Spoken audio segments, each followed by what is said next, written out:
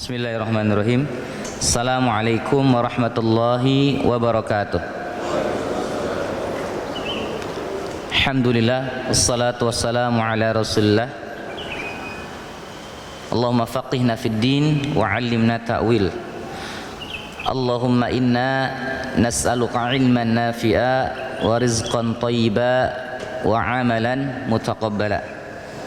Allahumma la sahla illa ma ja'altahu sahla wa anta taj'alul hazna idza syi'ta sahla. Apa kabar para jamaah? Sehat semuanya? Alhamdulillah. Pagi ini kita insyaallah akan bahas tentang persetanan ya. Jadi bagian saya ini bahas setan-setan ya. Jadi kita bahas kitab tentang As-Su'alu Khamsumi'ah fi Mas'alatil Jin ya. Jadi bahasan tentang 500 ya perkara 500 ya. Nggak tahu sampai jam berapa ini. 500 perkara terkait persoalan jin ya, atau syaitan. Tema ini kita bahas ya agar ketika kita berupaya menjadi hamba Allah yang beriman bisa mendudukan perkara-perkara metafisika secara proporsional ya. Karena Allah Subhanahu wa taala menyampaikan di dalam surah Al-Baqarah di awalnya, surah Al-Baqarah, yaitu alladzina yu'minuna bil ghaib ya. Kenapa perkara ini penting berulang-ulang kita bahas sampai 500 tuh tulisannya gede banget ya. Karena banyak di antara kita yang terkadang rajin sholat dan ibadah ya, saum, zakat, sedekah tidak pernah tertinggal, tapi bermasalah dari aspek yang sering saya sebut dengan i'tiqadi atau i'tiqadiyah ya. Sholat mah rajin begitu ya, tapi kadang-kadang ketika hilang barang perginya ke kiai dukun, tambahin ya, ada kiai dukun. Atau jangan-jangan di sini kalau sholat paling pertama gitu ya, tapi kalau ada masalah rumah tangga itu adatnya lebih kuat daripada setan. Paham maksudnya? Jadi sholat mah rajin tapi emosinya nggak terkontrol kalau marah. Tuh. Ada nggak yang begitu? Hah? Ada, ini ngajinya juga jauh-jauh soalnya. Kalau bapak-bapak sehat harusnya lebih kedekat ke depan pak ya. Orang-orang tuh yang rada-rada menjauh dari saya biasanya ada masalah pak ya. Ini bisa maju ke depan pak, maju ke depan sini pak ngajinya, jangan jauh-jauh pak. Oh kan ada masalah, jangan-jangan susah banget kan bergeser, mau kabur jangan-jangan tuh sebelah ya, belum selesai mau kabur ya. Nih pak ngaji begini pak di depan-depan tuh ya, cari kameramen di sana ya. Tolong panitia pintunya ditutupin ya satu ya. Kita bahas jin soalnya nih. Ada 500 perkara ya para jamaah sekalian jazakumullah. Kalau di Rodutul Jannah ya di Greenland itu kita bahas sudah masuk bab yang ke-80 ya. Jadi kalau di sini baru masuk 3 bahasan kalau nggak salah ya. Jadi masih berapa, 400 berapa lagi tuh ya, 497 lagi ya. Ya. Hari ini kita bahas apa para jamaah sekalian? Kita hari ini insya Allah akan bahas terkait ini bab tentang melaknat syaitan, melaknat syaitan ya. Jadi modelnya dalam kitab ini bentuknya pertanyaan-pertanyaan ya. Misalnya di sini ada bahasan halit talaqu minasyaiton ya. Apakah perceraian itu dari syaitan? Ini dibahas rinci ya. Jadi kalau ada jamaah yang berupaya pengen menceraikan istri itu kira-kira perbuatan setan bukan? Nah, ini dibahas di sini ya. Nanti ada juga bahasan ta'addud minasyaiton. Nah, ini apakah orang berhubungan berpoligami itu gangguan setan ya, ketika pengen nikah lagi, itu juga dibahas ya. Ya ibu kitab ini bukan saya ini mah kitab ini ya. Saya menyampaikan aja ya.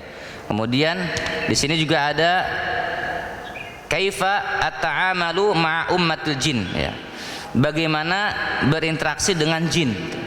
Kalau ada yang hobi-hobinya ngelihat setan-setan ya film horor, ini ada dibahasnya nih. Ya. Kemudian ada juga bahasan di sini tentang apakah jin bisa mengambil uang ya. Kan suka ada yang kehilangan uang tuh di antara kita ya, yang disebut dengan apa tuh para jamaah sekalian? Tuyul ya. Nah di sini juga dibahas secara rinci ya. Baik para jamaah sekalian, kita hari ini insya Allah akan bahas terkait sampai jam 6 Pak ya, soalnya ya. Oh, berapa menit? 10 menit ya. Pertanyaan nanti ada kalau itu ya. Hal yajuzu la'ana syaitan asna as-salah ya, ini bahasannya ya. Apakah diperbolehkan melaknat syaitan pada saat sholat? Nah, ini para jamaah sekalian. Jadi ini ada terkait hukum melaknat syaitan ya, hukum melaknat syaitan. Ini pada orang-orang beriman kita berupaya ya mengambil ibroh dan pelajaran ya, bahkan akhlak-akhlak dan sulukiyah atau syuuriyah dari secara Islam yang benar begitu ya. Bagaimana para jamaah sekalian hukum melaknat syaitan ketika sedang sholat ya. Jawabnya adalah al-jawabu na'am, diperbolehkan kita melaknat syaitan ya pada saat sholat. Hanya laknatnya itu bukan hanya cacian semata ya, tapi ya ada kalimat ta'awud ya, ta'awud ya, atau laknatnya adalah laknat Allah Subhanahu wa taala. Ini ada sebuah hadis ya. Kalau kita lihat di sini hadisnya akhrajahu Muslim fi sahihi ya, dalam kitab Babus Shalah, Kitabus Shalah ya. Di sini dijelaskan sebuah hadis ya, kita mendudukan perkara dengan Quran dan Sunnah ya. An Abi Darda radhiyallahu anhu qol qama Rasulullah sallallahu alaihi wasallam ya. Jadi Abi Darda melihat Rasulullah salat ya, para sahabat melihat Rasul salat, fasami'nahu yaqul, ketika Rasul sedang salat Rasulullah mengatakan a'udzu billahi minka, a'udzu billahi minka, aku berlindung kepada Allah dari kamu, lagi sholat ya. Tsumma qal ya, kemudian berkata lagi Rasul, al'anuka bila'natillahi salasan, al'anuka bila'natillah, al'anuka bila'natillah, aku melaknat kamu dengan laknat Allah. Jadi pertama baca ta'awudz tadi ya, yang kedua laknat syaitan tadi. Wa basato yadahu ya, Rasul juga apa? Wa basato apa? Menginginkan tangannya ya, lentangkan tangannya seperti ini ya. Ka'annahu yatanawalu syai'an, seperti menerima sesuatu. Falamma faragha minas shalah, ketika selesai salat ini ada hirs ya.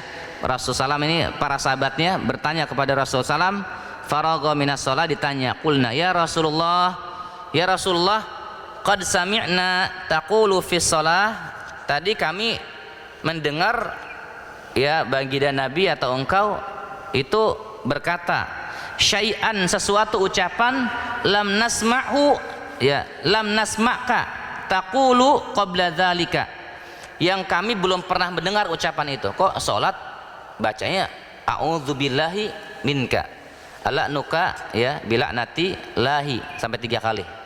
Ini sahabat bertanya kepada Rasul ya. Wa ra'aina basatka yadaka, dan kami melihat engkau ya mengepakkan tangan seperti ini ya, melapangkan tangannya seperti itu ya. Qala, apa kata Rasulullah? Inna aduwallahi iblisa jaa bisyihabin, sesungguhnya tadi iblis datang mengganggu aku sholat. Siapa yang datang? Iblis, bintangnya udah 5 ya. Kalau yang datang kita kira-kira iblis apa setan? Hah? Dalam sholat? Kayaknya setan lah ya, level bawah ya. Tapi nggak tahu, tergantung makom kita masing-masing para jamaah sekalian. Ya. Kita sendiri nggak tahu makom kita bintang 1, bintang 2, betul nggak? Kalau kita merasa bintang 5 bermasalah kita, ya. Karena kita merasa suci tinggi itu hati-hati ya. Itu juga jebakan iblis ya. Iblis bawa apa? Ja'a bisyihabin. Kalau kita lihat itu di kamus-kamus, bisyihabin pandangan para ulama itu batu meteor ya. Jadi bawa api ya, minan nar. Liyaj'alahu fi wajhi ya. Itu apinya mau dilemparkan ke Rasulullah. Jadi iblis ya bawa api mau nyerang Rasul. Iblis bawa api mau nyerang Rasulullah. Segini tingkatnya Rasulullah SAW Pak, diserang tuh coba. Gimana dengan kita coba? Betul nggak? Nah ini ada orang katanya sakti, ya dijagain sholatnya sama ini, sama Iprit ya, mana ada ya gitu ya. Ini banyak yang ngaco seperti itu ya. Padahal jauh daripada ya level ya wali Allah juga mungkin wallahu alam gitu ya. Liyaj'alahu fi wajhi, mau diserang ke wajah Rasul. Faqultu a'udzubillahi minka, maka aku ngomong bicara minta perlindungan kepada Allah sampai 3 kali, thalatha marrat. Tsumma qultu ala'nuka bila'natillahi tamah, aku melaknat dengan laknat Allah yang sempurna. Falam yastakhir thalatha marrat ya. Sampai dibaca 3 kali itu belum nyingkir juga ya. Sampai kemudian Rasul akhirnya tsumma aradtu akhdahu. Si iblis ini mau diikat. Si iblis ini mau diikat. Wallahi kata Rasulullah, demi Allah, laula da'watu akhina Sulaimana la asbaha muthaqan yal'abu bihi wildanu ahlil Madinah. Kalau bukan ya karena Nabi Sulaiman, saudaraku Sulaiman itu punya doa khusus. Nabi Sulaiman doanya apa? Ya Allah, karuniakanlah kerajaan ya kan yang tidak engkau berikan setelahku. Dan termasuk kemampuan Sulaiman apa? Mengendalikan jin. Kata Rasul, kalau bukan dakwatu akhina Sulaiman, doanya Sulaiman saudaraku, la asbaha muthaqan, itu setan iblis itu sudah aku ikat dia di tiang masjid Madinah ya, yal'abu bihi wildan, sehingga anak-anak kecil tuh bisa bermain dengan iblis. Berarti setan bisa diikat nggak? Bisa nggak Pak? Bisa ya. Makanya kalau ada di zamannya anak-anak kita, kalau ada bocah-bocah nih ya, ada anak kecil, anak muda, ketika ada di antara kita yang pernah diketawain kuntilanak ya, angkat tangan yang pernah diketawain kuntilanak. Nggak ada. Orang soleh semua emang nih ya. Ada yang pernah ngeliat pocong? Tahun 90 Pak, ada yang inget ya kalau Bapak ini ya, maaf ya yang senior ya, ini yang 90 tahun 90 kita pernah dihebohkan sama pocong ya, yang keluyuran tuh, yang minta dibukain talinya. Kalau ada yang ingat tuh, itu heboh tuh Pak, Bogor tuh, Indonesia bahkan. Itu kalau ada yang begitu Pak, kira-kira kita kabur apa kita bukain? Hah? Gimana Pak? Ini teori sederhana loh Pak, tapi ini jadi akidah. Nah kalau kita takut keluar berarti bermasalah itu akidah kita. Kalau ada yang begitu Pak, cari pocongnya, kita bantuin. Kalau perlu, kalau dia belum disolatin, kita solatin ya.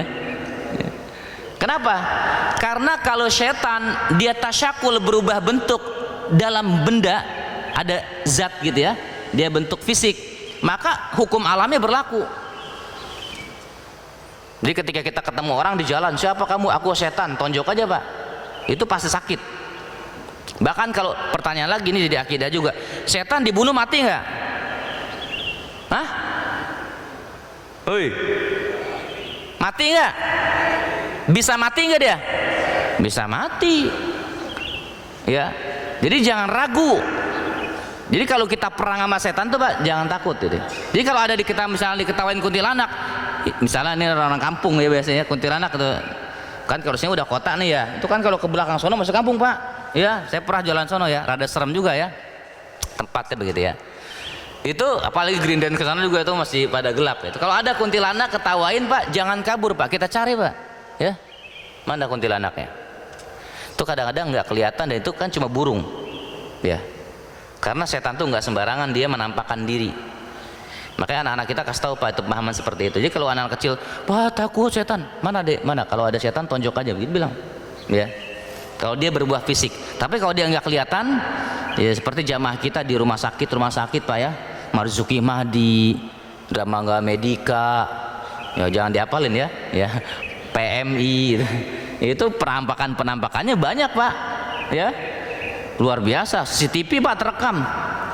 Gina mau nggak percaya itu jamaah ya, orang lompat-lompat itu di CCTV ya, di lantainya, di lantai yang kamarnya 12A 12B itu kamar-kamar mistis. Kalau ada pemborong nih ya, pada tahu tuh ya, tidak ada angka 13 katanya, karena angka apa? Angka sial ya. Itu padahal tatayur ya, merasa sial dalam Islam juga bermasalah, termasuk bulan Suro ini. Ini kan bulan Suro nih ya, jamaah ya. Ini bulan Suro nih, orang Jawa paham betul tuh, nggak boleh nikahin anak, nggak boleh keluyuran. Ya, jadi di masjid aja dia ya. Itu tatayur udah bahaya tuh ya. Ya kalau mau keluyuran kalau ada manfaatnya, ya nggak ada masalah kalau ada faidahnya. Tapi kalau keluyuran nggak jelas ya nggak boleh. Nikahin anak boleh nggak bulan Suro? Ya boleh. Mau kawin lagi boleh nggak? Boleh juga kalau mampu mah ya. Bukan urusan saya kan itu ya. Jadi tidak boleh merasa sial pada sesuatu. Ini para jamaah sekalian. Jadi hukum melanat setan apa? Boleh dalam sholat. Dan ini banyak ayat-ayat atau dalil yang dikuatkan ya. Bahkan para jamaah sekalian, ini di dalam beberapa ayat-ayat Al-Quran. Misalnya kita lihat dalam surah Fussilat ayat 36 ya.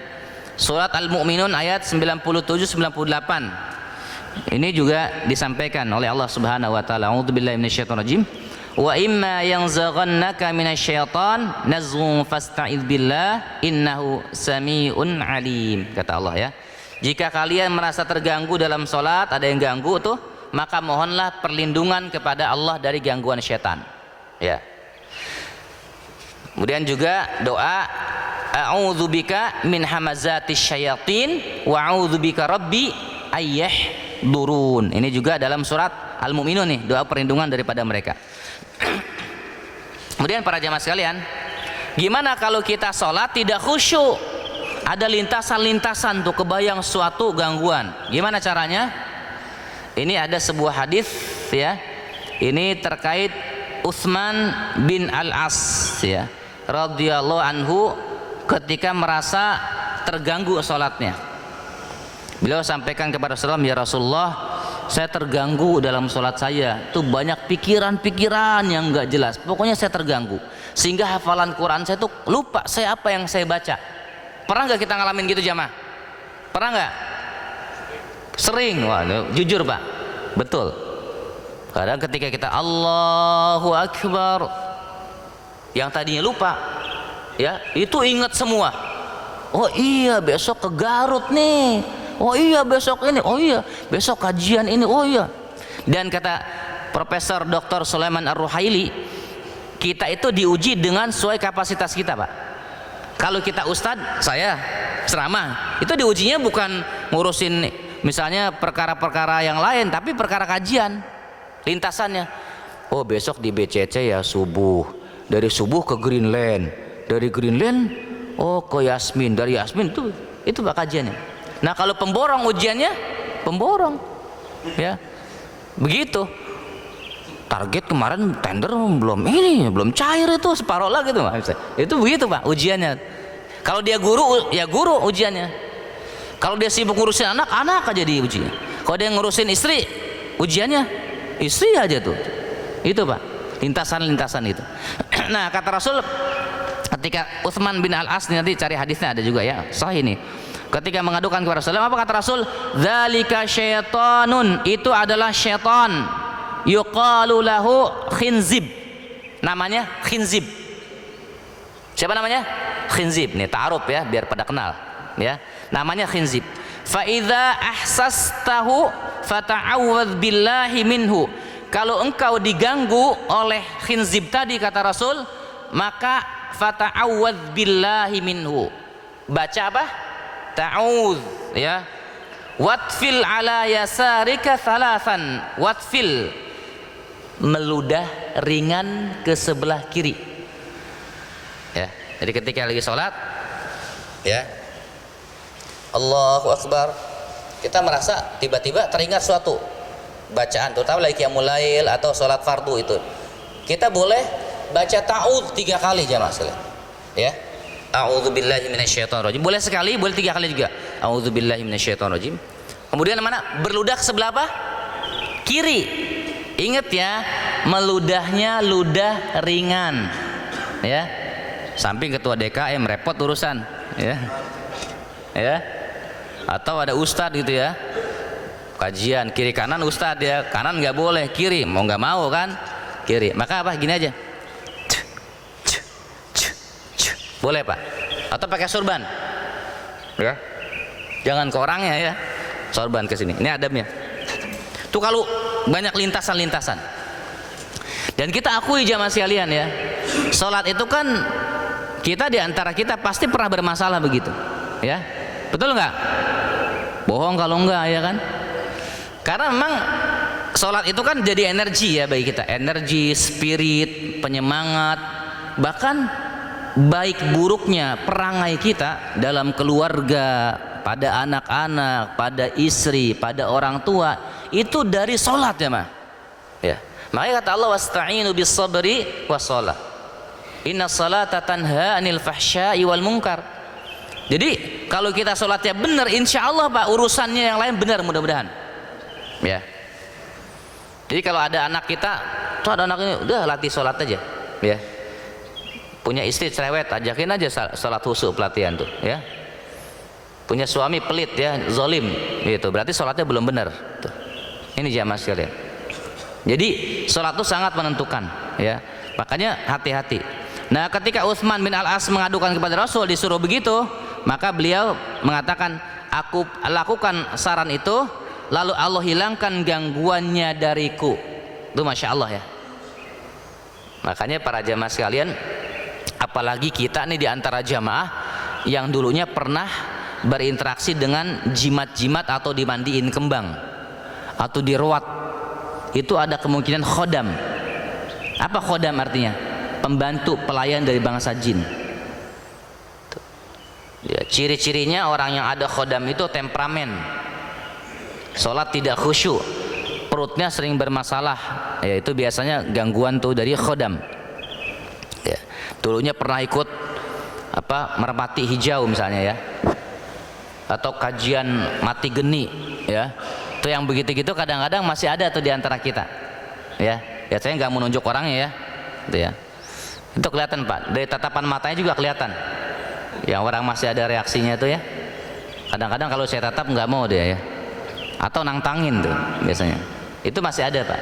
Ciri mudahnya suka ada perasaan benci tidak jelas pada pasangan, ya itu. Atau mudah marah-marah, itu juga hati-hati. Ya, ada khodam-khodam di diri kita para jemaah sekalian. Itu ya. Jadi kita dibolehkan ya melaknat setan, tapi pakai laknatnya laknat apa tadi? Ta'ud, berlindung kepada Allah. Jadi kalau kita hanya melaknat, setan, kurang ajar, keluar kamu, aku tantangin sini, itu nggak boleh. Nggak boleh Pak, itu kesombongan ya. Misalnya kita ada rumah angker gitu ya, kita datangin, tuh nggak boleh. Kita bolehnya berlindung kepada Allah Subhanahu wa taala. Ini kata para ulama begitu. Bahkan ini seorang ulama Saudi ditanya terkait ini, Syekh Shalih Utsaimin ditanya ya tentang melaknat setan. Beliau menyebutkan, al insanu la yu'mar bila'ni syaitan. Manusia tidak diperintahkan untuk melaknat syaitan. Wa innama umira bil isti'adzah minhu. Adapun kita dianjurkan untuk beristi'adzah darinya. Berarti minta perlindungan kepada Allah. Pertanyaannya, kalau melaknat setan aja nggak boleh, kira-kira melaknat anak boleh nggak? Pak, melaknat anak boleh nggak? Apa contoh melaknat anak? Bodoh kamu, ya, jahil kamu, dasar istri nggak tahu diri, susah diatur kamu, ngaji pekerjaan pegawaian ngaji, tapi nggak pernah dipakai. Nah, kalimat-kalimat seperti itu hati-hati ya. Kenapa? karena itu bagian daripada melaknat kalimat-kalimat kotor kepada pasangan atau anak-anak. Ini para jamaah sekalian. Jadi kalaupun kita melaknat dalam sholat tadi seperti Rasul, cukup kita paling amannya ta'ud saja, a'udzubillahi minasyaitonirrajim. Karena redaksi ayat melaknatnya, kalimat matan hadis terkait melaknatnya itu khawatir salah kita. Udah, a'udzubillahi minasyaitonirrajim, itu paling aman. Ini juga diceritakan kepada kita ya, ada seorang sahabat yang sedang membonceng Rasulullah, kemudian beliau mengatakan ketika tergelincir atau jatuh, beliau mengatakan ta'isa syaiton, ya, ta'isa syaiton, ya, celaka nih setan, ya. Maksudnya apa? Ini gara-gara setan nih saya jatuh, begitu. Ini dia melaknat setan nih lagi di berkendaraan, ya. Apa kata Rasul? La taqul ta'isa syaiton fa innaka idza qulta dzalika ta'azzum hatta yakuna mithlal bait, ya. Karena apabila engkau mengucapkan laknat setan, celaka setan, maka ta'azzuma, setan menjadi gede, mithlal bait, ya, seperti rumah, hampir seperti rumah. Wa yaqulu biquwwati, ya, ini karena kekuatan kehebatanku nih orang itu jatuh. Jadi setan makin bangga. Jadi kata Rasul, walakin qul bismillah, bacalah bismillah, fa innaka idza qulta tasaghara hatta yakuna mithlal dzubab. Karena kalau engkau membaca bismillah, setan tasaghara, jadi kecil seperti dzubab, ya. Apa lu dzubab itu? Lalat, ya. Jadi serangga seperti lalat, ya, lalat yang kecil. Jadi ketika kita kecelakaan, misalnya maaf ya jamaah sekalian, kebetulan ya, tapi naudzubillah jangan sampai terjadi lah ya di antara kita. Allah jaga mudah-mudahan selalu ya. Misalkan di kita kan kilometer yang cukup menyeramkan di Indonesia di mana? Tahu nggak? Tol Cipularang, ya kan? Benar nggak? Itu nggak ada tuh cerita-cerita di antara kita yang nggak tahu Tol Cipularang, betul nggak? Ya, kilometer berapa? Hah? Mas, tanjakan apa? Tanjakan MN ya. Itu udah jadi mitos ya, kepercayaan ya di antara kita. Terjadilah kecelakaan. Nah, kita mengatakan bener nih, ini penghuninya nih, gara-gara penghuni ini minta tumbal. Itu nggak boleh, Pak, ya. Kenapa? Nanti makin bangga tuh setannya, jurigna makin bangga. Seperti kemarin kejadian kecelakaan di Sentul, pas betul malam Sabtu, malam 1 Suro, ya. Wah, bener ini pas malam 1 Suro nih kejadian kecelakaan. Itu yang begitu tuh nggak boleh para jemaah, ya. Mengait-kaitkan kecelakaan dengan seperti itu para jemaah sekalian, ya. Jadi kita tidak boleh melaknat ya dengan cacian-cacian kotor kepada setan sekalipun, ya. Tapi kalau perlu kita hanya kalimat ta'ud, perlindungan kepada Allah Subhanahu wa taala. Ini para jemaah, termasuk sholat. Kita kalau baca ta'ud di mana posisinya? Setelah niat, kalau dijaharkan niatnya usolli, setelah itu kita baca istiftah ya, Allahu Akbar kabira atau ini wajjahtu atau Allahumma ba'id baini, baru setelah itu kita baca ta'ud ya, a'udzubillahi minasyaitonirrajim, bismillah, baru kita baca. Itu posisi ketika sholat. Baca Quran juga diwajibkan, bahkan sebagian ulama tuh baca Quran dengan baca ta'ud ya, baru kalau baca bismillah boleh, tidak pun tidak apa-apa. Kenapa? Karena ada kemungkinan orang mau baca Quran baru 1 ayat langsung ngantuk. Betul nggak? Tuh kan pengalaman dijawab. Ya, mantap banget, udah posisinya udah pas banget, senderannya udah ajib banget itu ya. Udah pas gitu baca bismillah, alif lam mim langsung. Nah, itu banyak kejadian begitu ya. Bahkan makanya disunahkan kalau jamaah ngantuk baca Quran di sini itu pindah, Pak, geser. Ngantuk di sini. Ya, ngantuk di situ, wudu, ya, wudu masih ngantuk, mandi, ya. Kalau masih ngantuk juga tidur udah ya, itu memang begadang berarti itu, udah nggak beres itu ya, jangan dipaksain.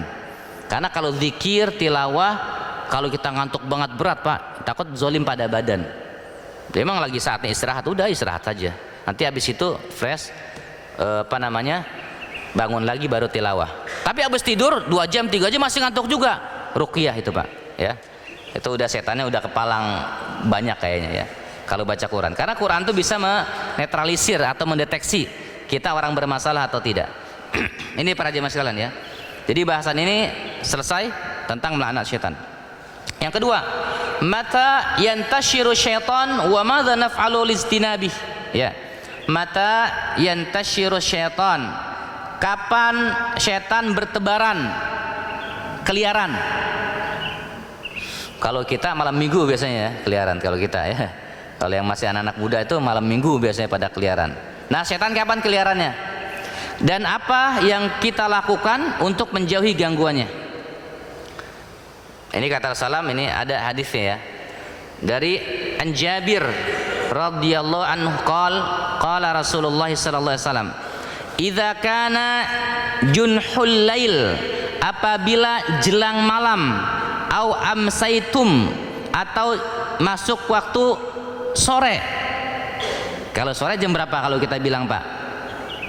Sore jam 5 lah ya, masuk sore ya, jam 5 masuk sore ya. Ya, fakufu sibyanakum, tahan anak-anak ya, jangan biarin keluyuran anak-anak ya. Fa inna syaitana yantashiru hina idzin, karena setan pada keluyuran, nah, bertebaran ya pada waktu tersebut. Fa idza dzahaba sa'atun minal lail, apabila telah pergi berlalu sa'atun ya, kurang lebih 1 jam, minal lail, malam hari setelah isya, fakhalluhum, maka kalau anak-anak mau main, bocah-bocah mau main ya, anak-anak balita mau main, anak-anak belum balik 9 tahun ke bawah mungkin itu ya, atau 10 tahun ke bawah main, silahkan ya, biarin mereka main ya. Ini para jamaah sekalian, makanya ini pemahaman orang dulu, tidak boleh main waktu maghrib keluyuran, bolehnya maji di rumah gitu ya, atau di musola atau di majlis. Nanti kalau main habis sholat isya boleh. Kenapa? Karena katanya sandikala ya. Tahu nggak Pak istilah sandikala? Tuh nggak tahu apa artinya orang Sunda, yang tahu nggak? Sandikala ya. Sebetulnya tidak ada istilah itu, tapi memang betul setan itu keluyuran pada waktu maghrib ya, waktu al-ghurub ya, itu yantashiru syaitan, setan bertebaran. Wa agliqu abwaba, tutuplah pintu-pintu, tutup pintu di rumah. Wadhkuru smallah, sebutlah nama Allah. Fa inna syaitana la yaftahu baban mughlaqan. Nah, setan tidak bisa buka pintu yang ditutup ya. Tapi kita lihat di sinetron, setan bisa nembus pintu Pak ya, benar gak? Nah, pertanyaannya, yang benar yang mana? Setan bisa buka pintu nggak? Halo Pak, rumah ditutup, setan bisa buka pintu nggak? Ah, tidak bisa. Dia hanya bisa masuk ketika pintu terbuka tuh, ya, itu terbuka, bisa masuk, bahkan keluar masuk. Makanya kemarin ada klien kami di Taman Sari Persada Pak, itu di videoin jam 12 malam ya, beliau ya antara minta tolong dan ya ketakutan, jadi di videoin sama anaknya itu, nekat Pak. Jadi pintu rumahnya itu engsel ya Pak, buat ini engsel ya, jadi bukaannya itu ya juk begini, kayak ada orang membuka, tapi dari dalam ya, di fotonya sama dia, di videoin, ada videonya, saya masukin Facebook tuh. Itu dari luar, itu nggak ada orang, dia videoin gini, terus keluar tuh kamera apa, ada kaca kan, nggak ada siapa-siapa. Menunjukkan apa? Bener hadis Rasul, setan tuh nggak bisa buka pintu Pak. Kalau pintu itu dikunci dengan nama Allah Pak. Makanya masuk waktu maghrib itu jangan lupa tutup pintu. Terus air minum juga ditutup Pak ya. Tutupnya boleh pakai seperti ini ya, atau pakai apa, minimal ranting Pak ya. Kalau minum baca bismillah ya, bismillahirrahmanirrahim, alhamdulillah. Ini ya, tutup. Air ditutup, apalagi lampu-lampu dimatikan Nah, lain sih malam-malam ya. Ini jamaah sekalian, kenapa? Agar setan tidak masuk ke dalam rumah-rumah kita. Apa ciri rumah yang diganggu setan? Banyak mudah kecekcokan. Bukan penampakan, Mbak, bukan. Kalau penampakan seperti itu mah Bapak gampang aja ya. Ya, nggak terlalu khawatir. Ini masalahnya nggak terasa, terselubung. Suami mudah marah, istri mudah marah, anak susah diatur, berarti rumahnya ada setan. Nah, gimana rumah yang ada ciri-ciri sering kecekcokan, termasuk pisah ranjang suami istri? Suami istri kok pisah ranjang ya Pak ya? Aneh ya, nggak boleh Pak. Itu tanda-tanda gangguan setan tuh. Nah, bacain apa? Bacain surah Al-Baqarah, minimal 10 ayat dari surah Al-Baqarah. Ini para jamaah sekalian, jazakumullah. Jadi ada malam hari itu tadi maghrib ya, tutup pintu, apa tadi nih? Berarti tutup juga air minum, matikan lampu. Anak-anak waktu maghrib tidak boleh main ya. Makanya zaman Khalifah Umar itu ya, ada ya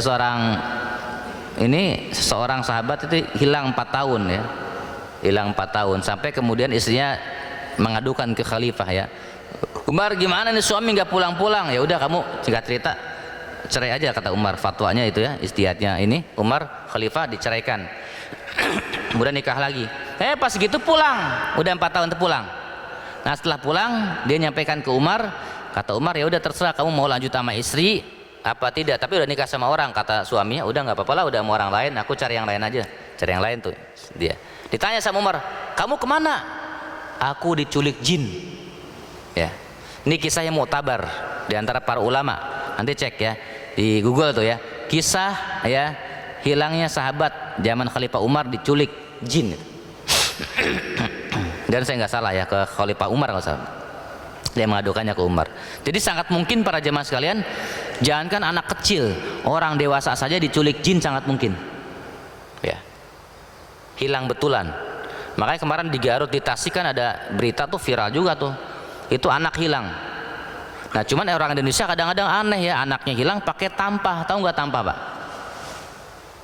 Tempat iya apa namanya, tempat buat naruh makanan ya, atau kalau di Indramayu itu kayak buat nyimpen ngejemur padi atau beras ya, jadi besar begini gitu ya, itu ditabuhin ya, ditabuhin ya, disebut nama anaknya. Padahal kan bukan seperti itu ya. Kalau anak kita hilang ya kita cukup baca Al-Baqarah atau mungkin berdoa dengan doa-doa yang ma'thur, itu sudah cukup, nggak pakai tampah seperti itu.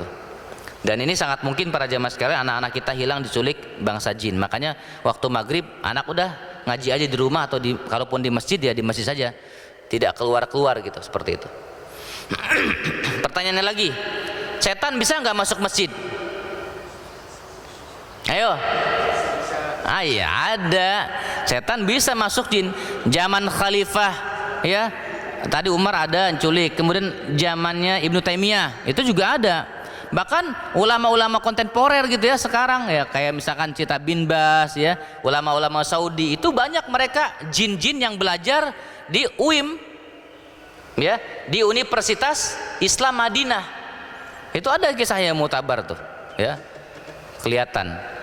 Setelah itu ditegur sama Syekh, kamu kalau ini jangan buat takut orang ya, karena setelah kejadiannya itu ketika disuruh nutup pintu ya, ketika disuruh nutup pintu sama temennya, dia nutup pintunya pakai kaki Pak, cuman kakinya jadi panjang, tangannya juga jadi panjang ya. Ketika itu ketakutan, sampaikan kepada Syekh, dipanggil sama Syekh, dia mengaku, saya dari bangsa ini. Wahai Syekh, mau ngapain kamu? Saya mau belajar sama antum, katanya. Habis itu kata saya, udah kamu jangan menampakkan diri lagi. Hilang sejak itu, nggak pernah kelihatan. Nah muncul lagi dalam kisah ini pas wisuda katanya. Jadi dapat gelar BA atau LC. Jin aja di wisuda jamaah, coba bayangkan ya, belajar mereka. Makanya bisa jadi nih Pak, di Al-Hidayah ini nggak semua orang Pak, tidak semua manusia, ada juga bisa di bangsa jin ya. Coba lihat di kiri kanan, ada yang hafal nggak mukanya tuh ya, bisa jadi itu ya. Jadi sangat mungkin jamaah. Jadi doktrin kayak sinetron tuh, kita di masjid ini setan nggak bisa masuk, bisa masuk Pak. Kalau dibuka begini bisa masuk mereka, dan mereka bisa belajar sama dengan kita, bisa mengganggu kita juga. Jadi jangan pikir masjid itu aman gitu ya, enggak Pak. Kecuali Masjidil Haram dan Masjid Nabawi itu nggak benar-benar nggak bisa masuk setan, ya. Mudah-mudahan ya kalau di jamaah di sini ya senantiasa banyak zikir, ya zikir yang bisa membentengi dari gangguan mereka tuh zikir apa? Zikir la ilaha illallah wahdahu la syarikalah lahul mulku wa lahul hamdu wa huwa ala kulli syai'in qadir. Baca mi'ah marrah 100 kali ba'da subuh dan 100 kali ba'da asar. Itu syaitan nggak akan bisa ganggu tuh Pak, ya. Itu aman insyaallah. Terus aja rutin. Yang punya khodam, yang katanya punya gangguan sihir, yang katanya nggak nyaman hidupnya, banyakin baca itu. Ada 5 fadilah tuh. Termasuk dihapuskan 100 kejelekan, diberikan 100 kebaikan, seperti memerdekakan 10 budak dan menjadi orang yang utama membaca zikir itu. Cuman memang lafadznya di sini tidak pakai yuhyi wa yumit. La ilaha illallah wahdahu la syarikalah lahul mulku wa lahul hamdu wa huwa ala kulli syai'in qadir. 100 kali. Ini para jamaah sekalian jazakumullah. Jadi itu ya. Jadi setan bertebaran berkeliaran di mana? Di waktu maghrib ya. Dan ini sangat mungkin mengganggu manusia ya.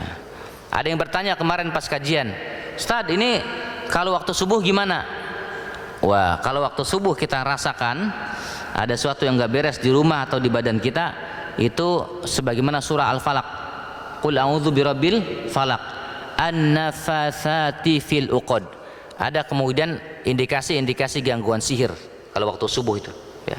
Karena orang-orang yang mereka ya mengalami gangguan-gangguan itu ya biasanya pada waktu subuh, pada waktu jelang maghrib atau setelah maghrib. Itu yang merasa sakitnya agak aneh dirasanya pada jam-jam tertentu, itu biasanya sihir. Ini para jamaah sekalian. Itu ya, jadi syaitan tadi sudah kita bahas, ya bahasan terkait tentang melaknat syaitan ya. Tidak boleh secara langsung melaknat syaitan dengan kata-kata kotor, tapi kalau dengan ta'ud ya itu diperbolehkan, atau menggunakan laknat Allah diperbolehkan. Karena semakin bangga mereka kalau kita laknat. Yang kedua, pertebaran setan ya. Setan berkeliaran pada waktu maghrib, dan adab-adab jangan lupa di rumah itu termasuk hindari kamar-kamar kosong ya, karena tempatnya setan ya. Jin itu ada 3, ada yang terbang di udara, ada yang bentuk hewan, ada yang musafir, dia kerjaannya pindah dari satu tempat ke tempat lain. Kalau ada rumah kosong jarang terawat, jarang diisi, nggak pernah pakai tilawah, nggak pernah pakai tidur, kemungkinan besar kamar itu digunakan oleh bangsa jin dan mereka berkumpul di situ. Ini para jamaah sekalian. Apalagi ada tamasil ya, ada patung-patung di rumahnya. Nanti dilihatnya gimana? Anak mulai tidak nurut, kecekcokan, sakit-sakit aneh, itu mulai terlihat ya para jamaah sekalian. Makanya rumah juga harus dikontrol ya dengan baik. Banyakin baca Al-Baqarah 10 ayat tadi atau seluruhnya. Minimal kalau nggak bisa ya udah Al-Baqarah berarti murotal kalau capek. Tapi jangan keseringan murotal jamaah sekalian ya. Kitanya juga harus baca. Nanti kalau kamarnya ada 5 ya udah berarti 5 kamar gantian. Kamar ada 10 ya 10 kamar. Kayak ada jamaah kami di Atang Sanjaya, kamar di atas ada sekitar 10 sampai 15 Pak, banyak sekali. Kayak kontrakan. Dulunya ponakannya banyak katanya kuliah di sini. Ya beliau jenderal ya. Di atas. Dia merasa ibunya sering diganggu. Bapaknya sering apa? Didorong ya itu dari tangga. Itu mereka bilang. Pas kita cek ke rumahnya, ya Allah Pak, ini mah subhanallah ya, itu markasnya mereka di lantai 2 Pak. Itu luar biasa, kata ibu bapaknya, sering rame tad malamnya. Oh, ya jelas, memang markasnya dia. Ya. Markas di mana? Taunya saat bisa ngeliatin, bukan. Kotor, banyak patung-patung mewah, terus kamar kosong, sempurna pokoknya buat tempat mereka. Ya, maka yang seperti itu harus dibersihkan. Ya maka jamaah kalau ada kamarnya banyak ya dikebutin pakai sapu ya, sapu lidi tuh, butin, dipakai tidur sekali buat sholat, itu bagus. Baca Al-Baqarah 10 ayat tadi itu para jamaah sekalian ya, untuk membantu ya. Ya yang kedua ya, Yang ketiga bahasan aina taskunu syaitan atau syayatin fi buyutina, di mana tinggalnya atau mukimnya atau menetapnya setan-setan di rumah kita. Ya. Dari Abi Thalhah radhiyallahu anhu anin Nabi sallallahu alaihi wasallam qala la tadkhulul malaikatu baitan fihi kalbun wala suratun. Nah, ini ya. Tidak akan masuk malaikat-malaikat rahmat ke rumah-rumah yang ada kalbunnya wala suratun, ya, atau gambar-gambar. Gambarnya apa? Tamathil, patung-patung yang bernyawa, yang berbentuk ada kepalanya. Tad, saya punya bebek-bebekan, kucing-kucingan, kura-kura di air keras sama. Tapi nggak ada kepalanya, nggak apa-apa, boleh. Ya. Ini PR para jemaah sekalian ya, di kita tuh masih banyak ya yang begini. Minta taufik sama Allah ya, yang masih ada patung-patung yang sayang-sayang tuh, kenangan dari Hong Kong, Amerika, Jerman ketika dulu dinas tuh masih ada patung-patung. Udkhulu fisilmi kafah, masuk Islam secara kafah komprehensif. Yang gitu nggak boleh, nanti malaikat rahmat tidak masuk. Hati-hati anak terhambat jodoh, banyak kesialan. Karena yang malaikat datang beri rahmat nggak datang ke rumah. Karena kita sesuai dengan syariat Allah Subhanahu wa taala. Di mana tinggalnya setan? Alal saqfi. Selain di kamar mandi, tetapnya di atas, Pak. Setan itu tinggal di atap rumah. Ya, atau di kamar-kamar kosong tadi. Makanya rumah-rumah kita ini harus dihindari dari patung-patung action figure anak-anak yang berbentuk seperti monster-monster begitu, dihindari.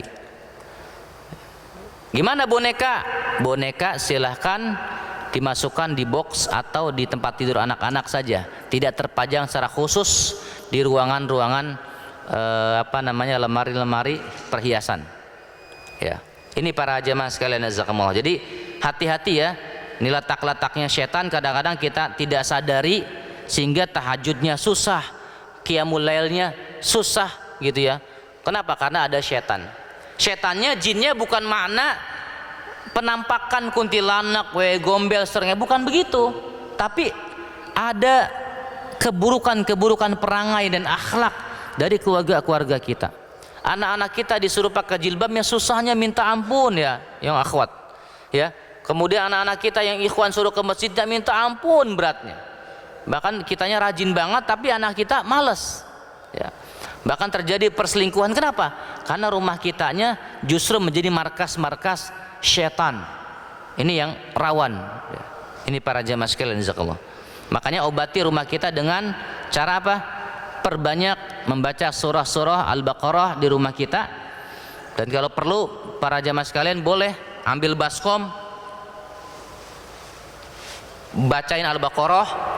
Boleh tetesin sider ya, ruqyah itu yang kecil yang saya itu ya, atau nanti 7 lembar bidara masukin, ditumbuk dulu, baca sendiri ayatnya Al-Baqarah, di situ tiupin, nanti sebor rumahnya, kepel rumahnya, percikin rumahnya, itu dibolehkan juga. Pengen tahu nanti yang keluar apa ya. Biasa kalau ada gangguan, ada jinnya, itu keluar benda-benda yang tidak diharapkan biasanya, seperti misalkan ular, kalajengking, itu ada gangguan. Kalau tidak insya Allah rumahnya aman.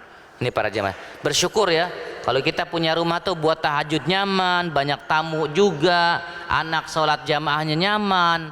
Kalau ada masalah problem mudah menyelesaikannya, masya Allah tabarakallah, kita bersyukur kepada Allah.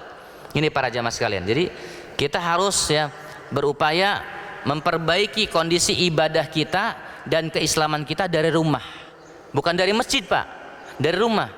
Nanti kalau di rumahnya stabil, insya Allah mudah ke masjidnya.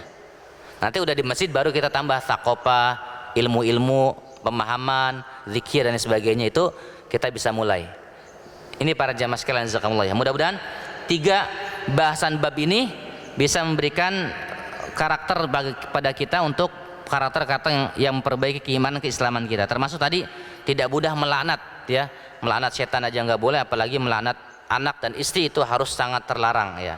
Termasuk ya mengontrol kondisi pada waktu maghrib anak-anak kita, dan adab-adab di rumah kita perhatikan, matikan lampu malam hari ya, itu seperti itu. Termasuk nutup pintu, jendela, kemudian ini air minum, makanan, Termasuk kita beli martabak malam hari itu ya jangan sampai terbuka begitu, nanti dimakan setan ya, dijilati setan. Itu hati-hati. Termasuk posisi rumah-rumah kita benahi agar semakin sesuai dengan petunjuk Allah Subhanahu wa taala. Mana yang perlu tidak boleh nih kita buang, kita keluarkan ya. Itu para jamaah sekalian, jazakumullah. Mudah-mudahan bisa memberikan tambahan fakopah ya buat jamaah sekalian ya. Ini 3 ya, jadi dulu 3 sekarang 3 berarti 6 ya bahasanya. Kalau 500 dikurang 6 berapa tuh ya, tinggal dihitung aja ya. Baik, itu jamaah sekalian, cukup dari saya. Kalau ada yang mau didiskusikan terkait bab ini, mangga dipersilahkan untuk jamaah yang mau bertanya.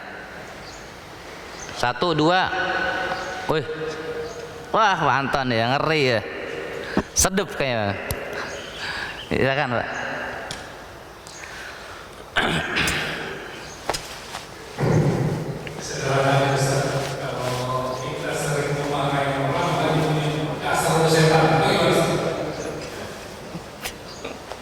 Iya.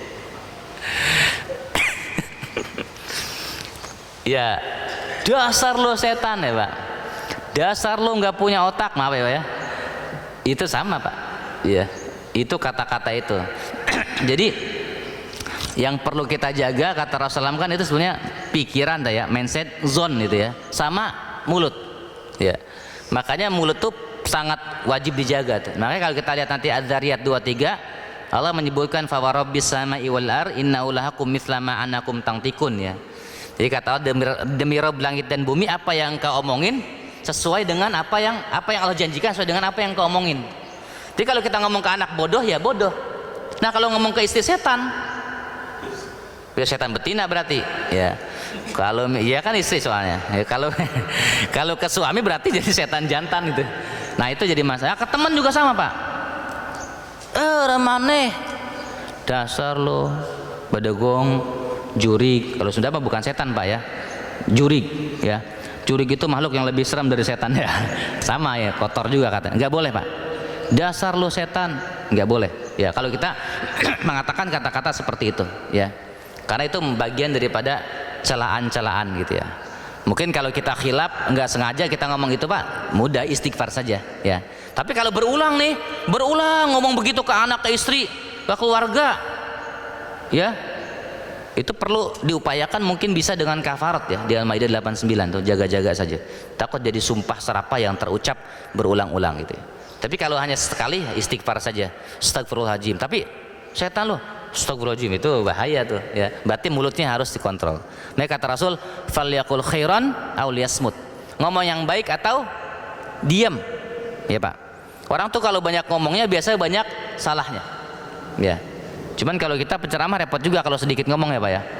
Makanya kan repot kita diem gitu ya, nggak mungkin juga. Makanya kadang-kadang banyak istighfar gitu ya kalau ceramah tuh. Kadang-kadang banyak yang kadang-kadang kita juga khilaf ya dalam kehidupan. Itu pantun ya, diupayakan dihindari ya. Itu kadang-kadang yang begitu tuh tradisi, maaf ya Pak, dari faktor ini Pak, faktor orang tua ya, biasanya keluarga itu berpengaruh tuh ya. Atau faktor khodam juga pengaruh Pak. Makanya kalau ada yang sering ngomong begitu, diupayakan coba minum bidara seminggu aja, tiap pagi 3 tetes. Yang udah diruqyah bidaranya ya, 3 tetes seminggu aja. Pengen tahu ada reaksi apa ya. Kalau nggak ada insyaallah aman, mudah-mudahan. Sama baca tadi, sholatnya dibenahi. Jadi ketika lisan kita ada yang kotor, dibenahi sholat, insyaallah bisa diperbaiki ya. Itu pantun ya.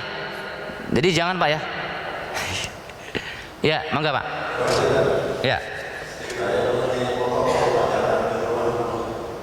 Hah? Oh foto ya. Foto pajangan. Ulama khilaf, berbeda pendapat terkait foto. Hanya kalau saya pengalaman Pak, yang di lapangan yang menangani yang begituan, foto itu diupayakan jangan di ruang tamu. Ya. Misalnya Bapak mau pajang foto misalnya nih ya, jangan di ruang tamu. Di dalam saja, kalau bisa di dapur tuh ya, supaya kalau pas tikus lewat itu dia pada kabur ya, takut sama foto kita. Kenapa di ruang tamu jangan? Ketika ada orang bertamu Pak, secara berulang, anak kita cantik-cantik, pinter-pinter, itu berulang sangat kemungkinan dia memuji anak-anak kita. Cantik Pak ya, Pak Anton dulu ganteng ya. Nah ini yang bahaya, takutnya kena ain Pak. Jadi masuk agak ke dalam dikit, atau ruang khusus ya di keluarga. Itu Pak terkait foto ya. Terus yang kedua, diupayakan kalau ada foto orang tua sudah meninggal Pak, itu masukin album saja ya, kecuali masih menyatu dengan orang yang hidup ya, itu nggak apa-apa itu Pak ya. Sama hindari foto yang buka jilbab, itu masih ada Pak. Jamaah-jamaah kita kadang-kadang ya, saya memang kan home visit ya, seringnya ada yang ke klinik saya, ada yang ngundang ke rumah ya. Itu yang ngundang ke rumah itu ketika kita kan ya manusia biasa itu kan, ketika masuk tuh kan begini pasti mata tuh kan ke ruang tamu, Ustaz bentar ya tunggu ya kan, saya nggak mungkin juga kan begini kan. Memang tujuan kita kan menterapi ya, mendeteksi rumahnya seperti apa gitu. Kita bukan terawang, bukan ya, bukan di terawang, kita lihat. Nah ngelihat ada foto, foto si ibu, astagfirullahaladzim. Saya tanya, Bu ini foto siapa? Iya maaf Ustaz, astagfirullahaladzim, astagfirullahaladzim. Aku maha sente ya, istighfar tapi fotonya di depan saya jelas banget tuh buka jilbab. Tapi zaman dulu Pak. Nah itu yang begitu harusnya pindahin Pak ya, ke kamar ya, khusus gitu aja. Tapi ada ulama ekstrim Pak, foto haram ya, mau mati mau hidup itu nggak boleh ya. Tapi kalau lukisan tetap nggak boleh Pak, walaupun dia foto yang dilukis itu lukisannya nggak boleh ya, paham ya Pak ya. Jadi orang kan ada tuh dia punya foto dilukis biar awet ya, lukis jadilah lukisan, itu nggak boleh. Ini kondisi diantara kita yang masih berat, dan jamaah-jamaah yang sudah saya ingatkan berulang-ulang itu terjadi anaknya depresi Pak, stres, gila, itu banyak, bercerai, terhambat jodoh, itu banyak sekali. Nanti pas ketebaknya ketika ngundang saya tuh, Ustaz, ya Allah Pak, iya kunaon ayah, iya Pak ini ada itu, iya Bapak nggak pernah dengar ceramah saya di Al Hidayah? Dengar. Terus gimana? Kirain teh berat Ustaz, berat nuruninnya, sekalian aja Ustaz yang nurunin. Itu banyak yang begitu. Mudah-mudahan jamaah yang sudah ngedengar kajian ini bisa bertobat pada Allah tuh, membersihkan patung-patung di rumah, termasuk tadi ya lukisan-lukisan makhluk hidup. Kalau bunga-bunga mah nggak apa-apa, bunga sawah nggak apa-apa, perahu kapal. Yang sering itu burung cendrawasih, harimau, penyu, ya kura-kura tuh yang di air keras itu, yang sering tuh ya. Lukisan apa namanya, patung-patung dari Hong Kong, patung dari Jepang, ya. Apalagi tuh, ya yang sering-sering tuh Pak. Itu ya. Jadi kalau boneka masukin di box saja, mainan anak masukin di box saja, ntar dikeluarin lagi, dimainin lagi, atau di apa namanya di tempat tidur boleh Pak boneka. Terus kalau foto-foto masih boleh. Saya termasuk mazhab yang membolehkan selama tidak berlebihan, tidak wafat, foto itu masih hidup dan tidak buka aurat, silakan saja ya. Tapi jangan terlalu banyak saja foto semua gitu. Khawatir ada orang yang mengaini saja ketika datang itu. Bahkan kalau ada bukhul-bukhul sihir itu paling mudah tuh lewat foto-foto itu Pak, gitu ya. Itu untuk hati-hati Pak ya. Jadi kalau mau saat masih ada saya foto kenangan sama istri, ya udah nggak apa-apa Pak, disimpan saja, bisa di album atau di kamar. Jadi ketika Bapak tidur Bapak bisa ngelihat pada istri. Jadi yang lihat ini bukan orang lain. Itu sih Pak terkait foto ya. Jadi tidak terlalu ekstrim juga terkait foto, kita wasati lah, masih ada toleransi itu. Tapi kalau lukisan diupayakan di apa namanya, dihindari ya, seperti itu. Itu jamaah sekalian. Iya, mangga Pak.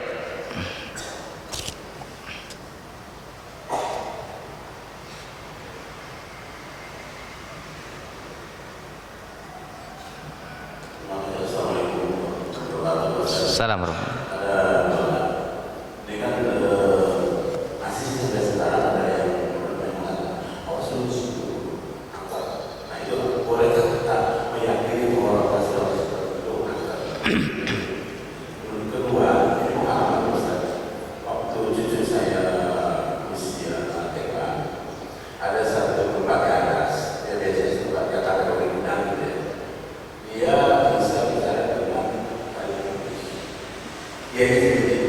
Pak, bicara sama cucu ya, cucu. Iya. Tapi ya dengan laporan saya, kemudian tapi bicara, kemudian saya masuk setelah laporan tadi, saya laporan dan sebagainya gitu. Dan tapi sekarang difungsikan ya Pak Istri kata sama karena waktu itu gitu kan, tapi saya salah gitu. Tapi saya sih alhamdulillah enggak. Itu mungkin Ustaz. Iya. Iya. Iya, Pak. Hei, awas tempat itu angker, ya. Kalau kita memastikan tempat itu angker nggak boleh, Pak.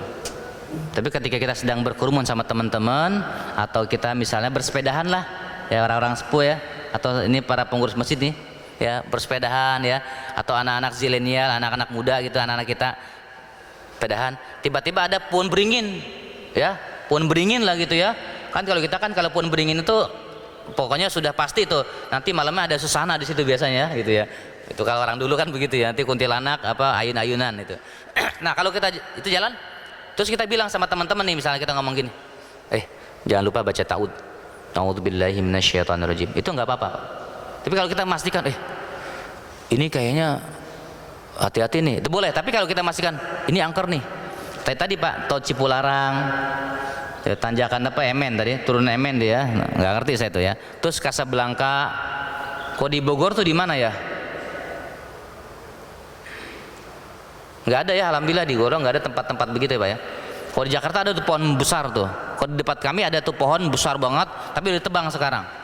Sampai konon ceritanya tuh mistisnya kemana-mana hayalan. Tuh jadi gitu Pak. Jadi hati-hati, tidak boleh mengecap tempat-tempat itu dengan tempat penunggu jin. Walaupun tempat-tempat jin di mana ya, tadi memang pohon-pohon begitu yang gede-gede.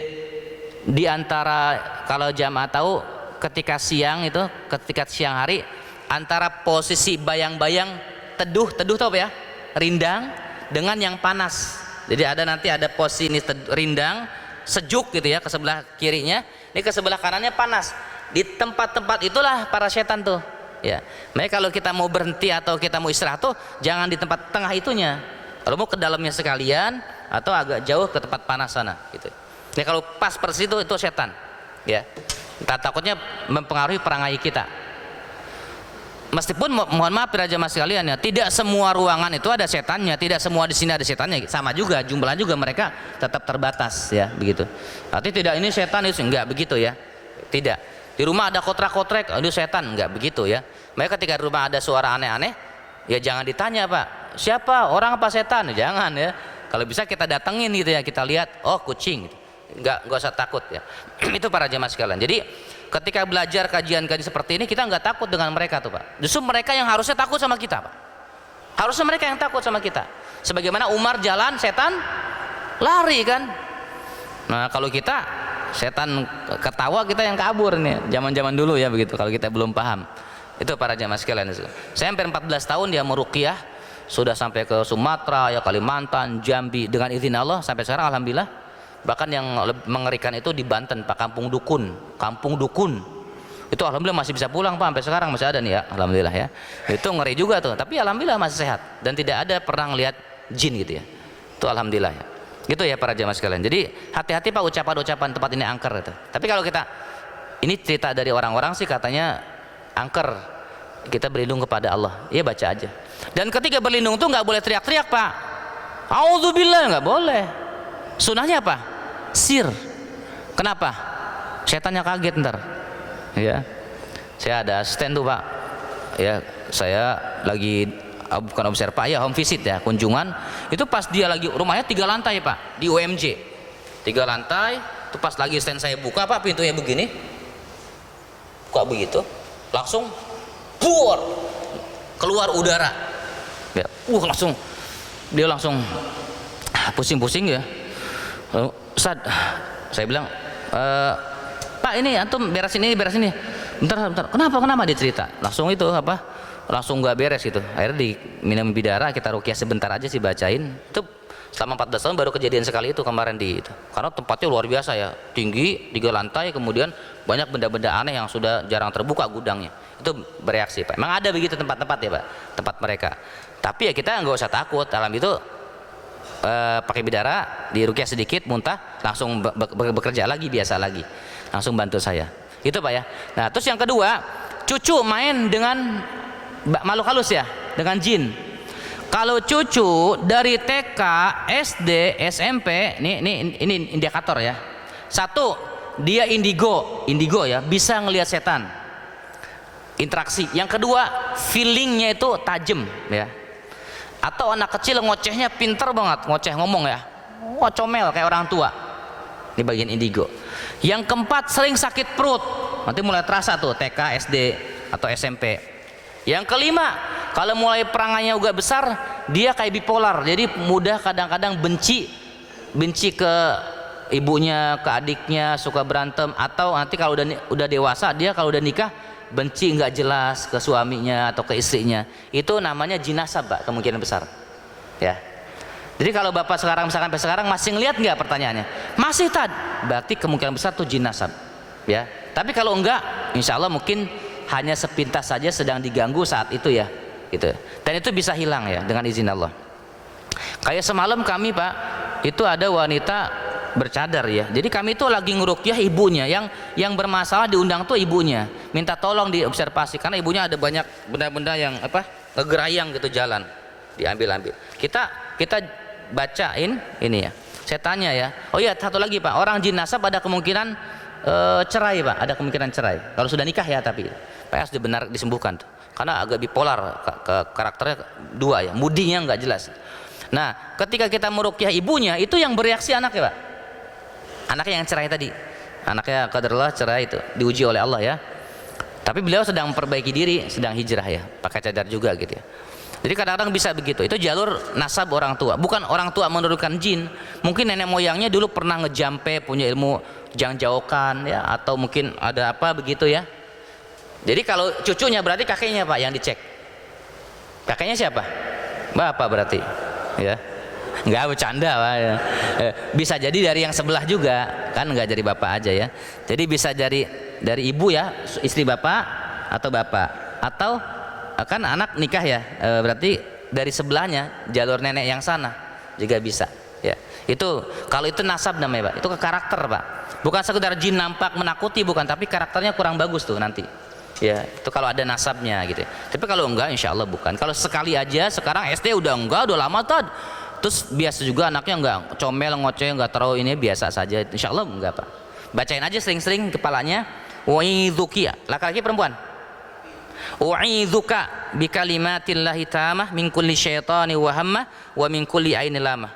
Anaknya laki-laki ya tadi, wa'idzuka. Anaknya perempuan, wa'idzuki bikalimatillahi tamah min kulli syaitani wa hammah wa min kulli ainil lamah. Bacain aja pelan-pelan. Kalau buat kita, a'udzu bikalimatillahi tamah. Ayo kita baca sama-sama. Mau gini. Bismillahirrahmanirrahim. A'udzu bikalimatillahi tamah min kulli syaitanin wa hammah wa min kulli ainin lamah.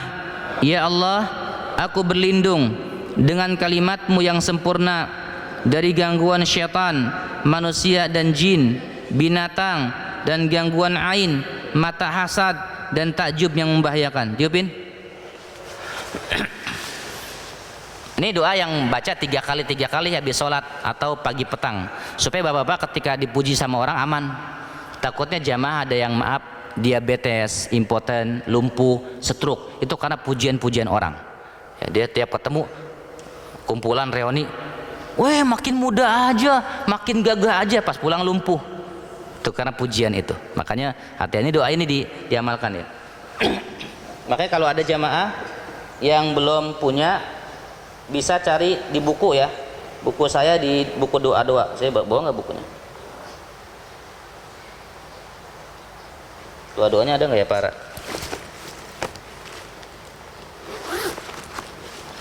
Nah ini, Pak ya. Buku doa-doa. Ini buat tadi doain anak, buat doa sendiri ya sehari-hari, termasuk mendoakan anak-anak yang pesantren segala macam, ini ada ya, termasuk penjagaan hari-hari di kumpulan doa sehari-hari. Ini udah cetakan yang keempat. Kalau ada yang berminat nanti silakan ya, bisa hubungi kita. Itu ya para jamaah sekalian, jazakumullah, terkait pertanyaan-pertanyaan yang bisa saya jawab ya. Tiba dari kesimpulan terakhir, itu bisa jadi jinasab kalau masih sekarang masih begitu. Tapi kalau tidak, insya Allah itu hanya sesaat saja gitu ya. Tapi kalau lihat kakeknya begini, insya Allah enggak lah ya. Takut jin juga sama jenggot bapak, insya Allah ya. Ya, kalau dengan orang soleh mudah-mudahan ya.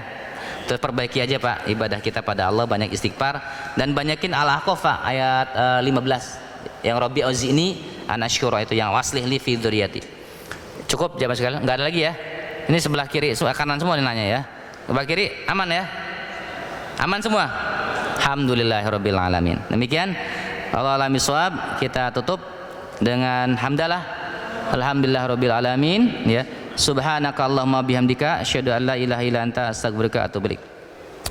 Kalau ada jamaah yang mau ikut ruqyah masal, sekalian seminar keluarga suami istri, itu nanti kita ada kajian di Atang Sanjaya Pak ya, di perumahan Andalusia. Andalus apa Andalusia gitu saya lupa.